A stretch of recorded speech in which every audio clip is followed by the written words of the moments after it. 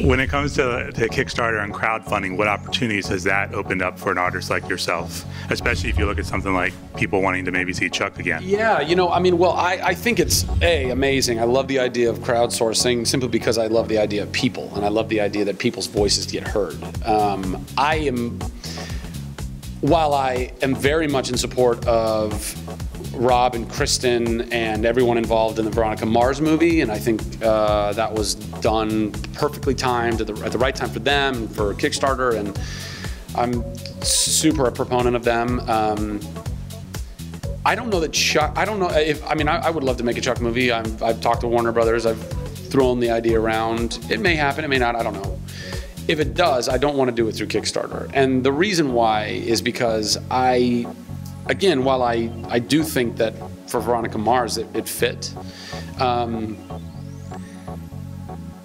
I don't know. I mean, look, you know, then Zach Braff, who, by the way, I think is a super talented guy, and I'm stoked that he's making a sequel to his film. He got a lot of blowback because people are like, well, you're a major talented Hollywood star, and you can go get funding. And he's like, yeah, but I didn't want to deal with the funding. But it's like, yeah, but then people are paying for the movie, but they're not getting cut into the profits if it does well. And, you know, that's pretty much how filmmaking works. And so I don't know. There's a lot of like, what is the right way to do this? And I've just kind of assessed it all. I'm like, I kind of feel like maybe Kickstarter should be left to the people who don't already have a platform.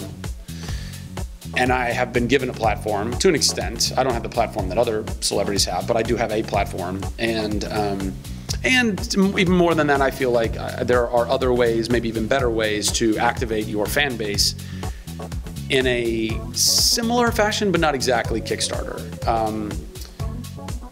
I believe in a pre-sale model. Like, I love pre-sales of video games, but I like the way video games does it. It's not like Sony is not going to make this game if they don't get enough pre-sales. They're going to make the game. You just happen to get a really cool little tchotchke or something along with that if you spend a little extra money and pre-order it. I like that. I'd like to do that with films and with television. I'd like to go and basically say, hey, I'm going to go make this movie with my buddies. If you guys want to get on the ground floor, you can get a super cool limited edition deal for it if you pay a little extra money. And if not, that's fine. We're still going to make the movie. It'll cost you this much money. And I think that's a fun way to incentivize people to do stuff. But when it's like, hey, if you don't get enough money, it's not going to happen. I feel like you're not believing in your own product enough. Like, go and get it financed, and then you know, kind of like, and then pay off the financing or something. I'm giving away all my tricks, all my secrets.